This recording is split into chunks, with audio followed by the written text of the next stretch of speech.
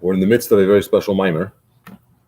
I want to give a little recap, not of the whole mimer, but of where we're up to that'll help us understand what we're dealing with. We have a question that we say in davening, Yehi Hashem Elokeinu imanu. Hashem should be with us. Just like he was with our ancestors, he shouldn't leave us, he shouldn't forsake us. And this is a saying that the Frierdiker Rebbe chose to use while he was being transported from jail to Kostroma, which was originally meant to be a 3-year exile, which miraculously he was freed from, but he had a few minutes to address the Chassidim illegally, and this is part of what he said. He obviously encouraged them to continue their commitment and to continue their self-sacrifice and not to let anything get in the way, but he used this term that Hashem should be with us. And our question in the Maimer is, what do you mean Hashem is with us? With us implies that he's secondary. And we're the main thing, and he's with us. Now, obviously, the literal sense means he's helping us. He's with us. We're not alone. But at the same time, there must be a better way to say it. And also, it implies in some manner that Hashem is secondary, if you could even use such a term. Obviously, Hashem is with us. There's a story when Rabbi Adin Steinsaltz, Even Yisrael, the great scholar who translated the Gemara, the Talmud into English, and many other works, he once came to New York to see the Rebbe, and as he received $1, the Rebbe was speaking to him. The Rebbe asked him, is your Eishes Chaver here? Which means, is your wife here with you? Meaning, is she in America with you? And he replied, Nein, ich bin da allein. No, I'm here alone. And the Rebbe said, you're not alone. Hashem is with you. You're never alone. Even though he was just saying a technical answer of my wife's not here with me, but this term, this expression of I'm alone is something which the Rebbe was saying is not appropriate, even as a way of speaking. You're never alone. But back to our Maimer, the idea of Hashem being with us sounds a little bit strange. So he explained like this, that when it comes to serving Hashem, as Chasidus tells us, Yira comes before Ava, fear comes before love. Another way of saying it, respect comes before love. So a person has the idea of Yira, and then he has Ava. Now, Ava sometimes could be an external trigger that's causing a person to have feelings towards something. Hashem was very kind to me, and I appreciate all the blessings that exist, and therefore I'm loving him. Or in human interactions, somebody provides something for me, whether it's a feeling, an action, a service, whatever it may be, and it's expressing itself in a love in return. So generally speaking, it's something which is given to me. I have it. And therefore, it's a little bit less valuable or easier perhaps to attain. And the same applies in the internal love that every Yid has for Hashem. We're born with an ava misuteres, a concealed love. Sometimes it's concealed, it doesn't come out. It has to be worked and contemplate and daven and learn and so on to bring out that ava, that love to Hashem. But we all have it, we're born with it. But yira is something which we need to work on. Now, the expression that's used is oitzar. Yira is a treasure.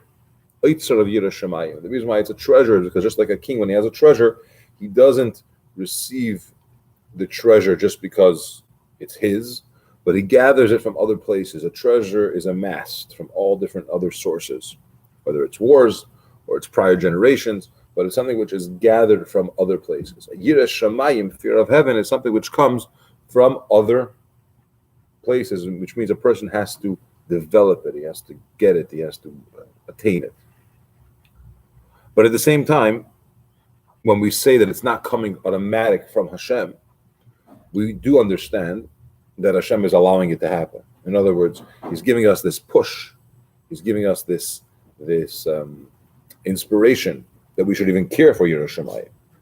So while we say it's up to you and everything comes from heaven besides fear of heaven, and that a person has to work on their own and put an effort and learn and work towards it, reflect and so on. But at the same time, we know that it's not really just ourselves. Hashem is doing it. So in this context, Hashem is taking a secondary role. It's imanu. Hashem is with us. I'm with you for the Yirah Shamayim. But I'm insisting and I'm designing it in a way that you have to be the main one to do it. Okay, so what we're stressing here is that I'm helping you to Yirah Shamayim, even though by design we're supposed to do it on our own. It's one of the things that we find regarding Bilam in this week's Parsha. He had a tremendous test. I don't want to justify him in any way, but he was a person that loved money. He was a very jealous person. He was an individual who couldn't handle anyone else's success. He had a lot of hatred in him towards the Jews and so on. And when Balak offered him money, he felt like he really wants it. So even though he understood from Hashem that he's not supposed to do it and that it's wrong, and Hashem reluctantly, so to speak, told him, you know what, go, but you'll do what I say and you'll tell them what I say, he always felt, I'll be able to convince Hashem at the last minute. I'll find the time when Hashem is maybe upset with the Yidden or something else will go on, and I'll be able to get him to allow me to curse him. So what was happening is, because of his strong desire, he was in this challenge that he had, he wasn't able to see, even as a prophet, that Hashem doesn't want this to happen. And what I'm doing is wrong. Why am I trying? Even if I quote, get permission, or it works out in some manner in the very end, Hashem doesn't want me to do it. So why am I pushing my way through? And the answer is because he was steeped in this drive that he had for honor, for money, for expressing his hatred, and being so consumed in that he couldn't bring himself or tear himself away from it. But, and this is my point, Hashem was giving him hints the whole time. I'm not going to stop you because that's the world we live in. It's free choice. But I'm hoping that you're not going to do this. So he tells him one time, don't do it. They're blessed. He tells him another time, you could go, but he has the donkey start speaking, which is reminding Bilam that your strength is your mouth. That's who you are. And now you're not, your donkey could speak, which is trying to tell you that you're misusing your gift. And now even a donkey that doesn't have the gift of speech is now able to speak. And then it doesn't work multiple times. And the angel standing there with a knife, he's getting all these reminders. That's Hashem is with us, lahavdo, right? Hashem is imanu. He's not doing it for us because he's not going to. We need to do it in regards to the Yirah Shamayim. But he'll be with us. He'll try to help us. He'll encourage us. He'll give us these hints to allow us to overcome that challenge. That's the problem with when a person is in a temptation or he's in the midst of a struggle. He can't see beyond it.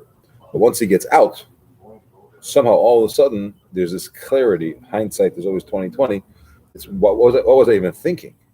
Why did I even consider that action? Whether he messed up and he's regretting, or he's out of it somehow, and he looks back and he can't understand, why did I even consider that? There's a story about the Vizhnitzer Rebbe's son, later became the Vizhnitzer Rebbe. He said the story that he was traveling, before he was Rebbe, he was traveling from Israel to America. He was in LA visiting a supporter of their institutions. And he was there for Shabbos, and this was a very wealthy man that supported a lot of different groups. And when he was there, he told him, I'm in America, I want to go see the Lubavitcher Rebbe. Do you have any connection that you could arrange a meeting? He said, I do. We'll talk after Shabbos, but I just want to tell you that be careful, because when the Rebbe sees you, he sees everything. I'm just putting it out there. And he was a little bit surprised. What do you mean? What are you implying? I said, nothing. I'm just telling you that he's real. He said, no, you're not just telling me. There's got to be some story here. So he insisted, and the more he insisted, the more curious, the more he refused to tell him, the more curious he became. And finally he said, I'll tell you. And this fellow is telling him, this wealthy man is telling him that years ago, I was in a hospital, I was very sick.